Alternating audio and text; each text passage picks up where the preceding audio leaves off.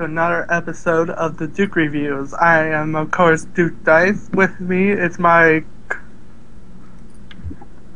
here with my co-host Graham. How are you doing today? I'm doing good, Duke. How are you? I'm doing well. And today's a great episode for you. We're casting live in the main event channel. Yeah, first time. That's awesome. I know. So let's just go right into it. And we're going to start off right off the bat with our reviews, our video game reviews. Starting, of course, with Spider-Man Edge of Time.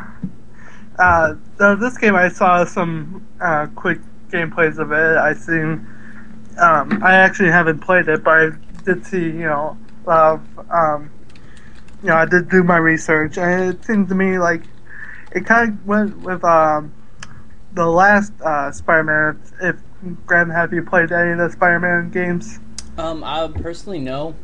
Spider-Man though, I loved watching Spider-Man as a cartoon, so it's kind of odd that I have not really played. The only time I would play, Spider-Man was actually Ultimate Alliance, but that was about it. Yeah, I mean this game. This kind of falls with shared dimensions, and where you can play as both the original Spider-Man and also a futuristic Spider-Man.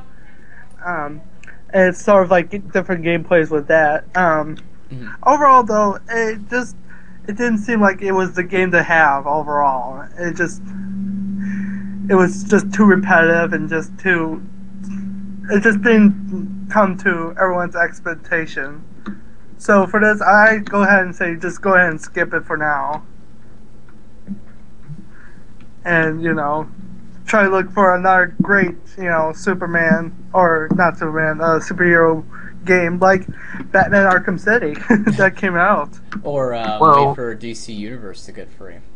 Right. Or what our guest was saying. Go ahead, Sean. Alright. Well, what I was going to say is, like, my kind of Spider-Man game, it's always about, like, how fun it is. Like Spider-Man 2, for instance. It was like Spider-Man 1. It didn't really stick with the movie or the story, but it was more fun with, like, side stories. So, in a way, it was really fun, and we keep playing. And even when you finish the story, you don't have to start it again. You keep going and going. Right. But unfortunately, they had the exact same thing for, what was it called? Web of Darkness, but they canceled the keep going part, so you couldn't, like, keep playing. You would have to restart the entire game, which kind of sucks. So in this game, I would also say skip it. I mean, it's just not that fun. Right. Alright, on to our next review. It's called Professor Layton, The Last Spectre. Now this, I don't know if anyone, you guys out there are big fans of Professor Layton or not. But this one involves the Professor Layton series, and has a lot of puzzles, a lot of that kind of aspect, and that might not be your game, it might be, but I personally like the puzzle games myself, as deals with a lot of mystery, a lot of puzzles, that aspect, great art. So this, if you're a fan of Professor Layton, I go ahead and say rent it, and then if you do enjoy the puzzle aspects of of it, go ahead and buy it. Graham, do you have anything on that, or? No, I personally don't even have a Nintendo DS. I know I'm bad like that, so I don't know. Sorry. That's alright. Got any more room in that boat over there, Graham? Because I don't play DS either. I think there's plenty of room. It's like Noah's Ark's boat. Alright. A lot of people are fans of the Layton series, so Like there you go. Go ahead. Right. But go ahead and rent it, and then if you enjoy it, go ahead and buy it. The next game on our reviews is called Dance Central 2. Now this game, I know some people, they like the party aspect they use the Kinects for the party. Like me. Yes, Graham is always a party. That's right. I heard very good things about this one. The motion you do kind of correlates with what the dancers are doing and that kind of stuff. Graham, do you have anything to add? Well, I don't have Dance Central, excuse me, but I do have a Kinect, and the Kinect is very unique, and it's a lot of fun. I mean, I know the Wii kind of started all of this with the whole movement thing, and I still have a Wii, Right.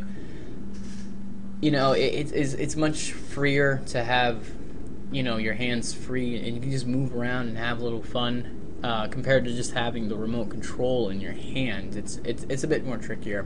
Right. But I personally have not done Dance Central. I have a friend who actually has the game, and he thinks it's great for exercise, and it just gets you moving, which is basically what the game is about. It is to just get yourself moving. It's good exercise. It's good for you, obviously. Right. So with that aspect, I mean, I hope you don't skip it, but we'll see what your final review is on it. No, it's not skip it, but overall, I'd say rent it, and then if you enjoy it enough with your friends and whatnot, go ahead and buy it. It's a great party aspect in that sense. The good, they teach you all the moves, so it's easy to learn, easy to understand. Mm-hmm. But rent it first. If you enjoy it, then go ahead and buy it. Now, my question is, right off the bat, do you think Sean Libby would actually rent this game? And I'm going to ask Sean Libby's owner here to answer that.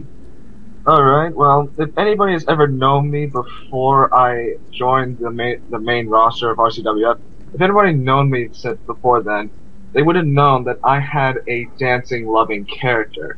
I always used to love and dance, but until I was a part of the NXT part, and I found out afterwards that Snowman had sex with my mother, I was so pissed off, and I started to watch mainly Demolition, so I could watch more of Buzz and grow a beard, and then I would start to go on aggressive and make sure that I could get onto the main roster with no exception.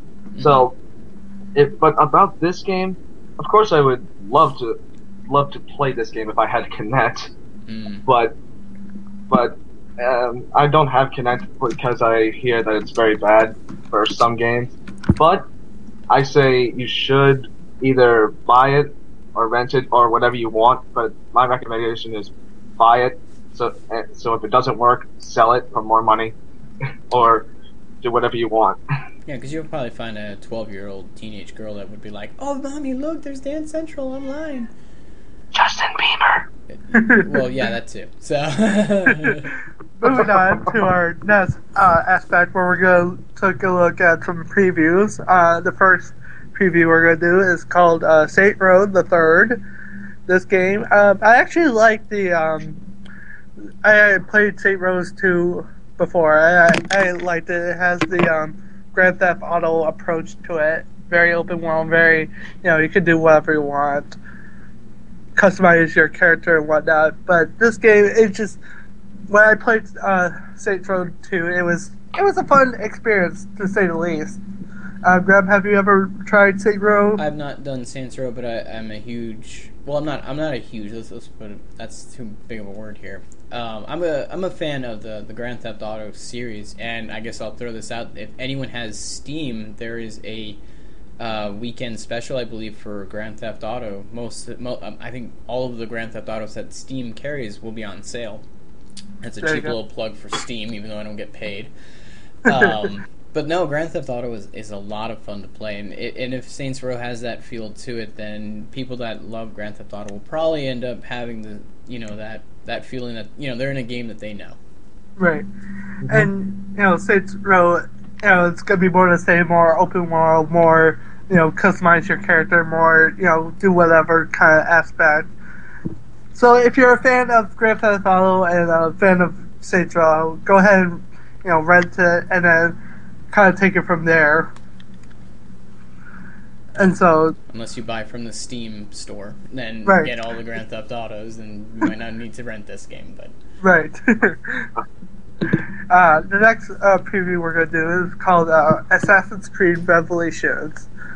Now, this game I'm more interested in because I'm a big fan of the Assassin's so is Creed. Archangel. Yes.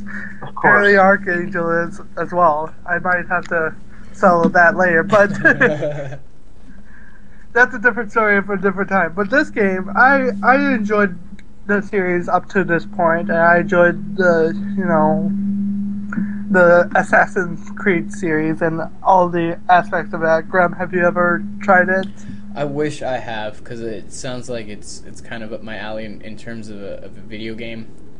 Just stealth and sneak attacks, and just planning out your next move. Right. I love those kind of. Obviously, with Tetris Attack, it's setting up the next move or trying to find the next move and make sure that you don't make a mistake. So I've I've wanted to get into this series so badly, and I know I should start. Right. And this game, I think it kind of wraps up the whole series with the Assassin's Creed. I'm not sure yet, but if it is, then I say go ahead and buy it just because it might be the end of the series. And, I enjoyed the series so far, so I'm expecting more of the same with this game. Our final game is called Uncharted 3. Now, a lot of people are probably PS3 owners. I am not, but I am. I have heard so many great things about the Uncharted series. It's not even funny. It's just, it's one of those games where, it's like a staple with, Xbox. You gotta have Halo, you gotta have this. With PS3, you gotta have Uncharted, the Uncharted series. Graham, do you own Uncharted? No, actually, I have not played it. Yeah, I've not. Well, I mean, it's high action, reminds me a lot of Indiana Jones, that aspect. A lot of silliness ensues and whatnot. But like I said, it's one of those staples you gotta have if you're a PS3 owner. So with that said, I go and say buy it. It's just you have to, every person's talking about this game, so. I can't disagree. I mean, on G4. I don't know much about this, but I've watched like so many gameplay reviews, like a demo of Uncharted 3, and it makes me kind of upset that I don't have a PlayStation 3. Mm-hmm. I just wish I had it so I could get this game. Right, exactly. That's what I was talking about. It's like one of those staples. Like for Xbox, you have to get Halo for, Xbox. Right. Moving on, we're going to talk. Last week's Painkiller, our RCWF catch up, so to say, That's you. and just go over some of the highlights that happened over last week. I just want to start off by saying Oh, here that. we go. Uh, Here we go. The Coin Mafia Oh. beat the Underdogs to become the #1 contenders for the tag team titles. About time. Exactly. No, But that was a good win by you guys. Yes. But congratulations. But now we get a chance to hopefully face Voodoo and take the tag team titles from them. I know Graham doesn't want to hear that, but I had a feeling it was going to happen. I kind of wanted it this way because it makes it more intriguing. Let's put it that way. yes, exactly. Well, Duke, look at it this way.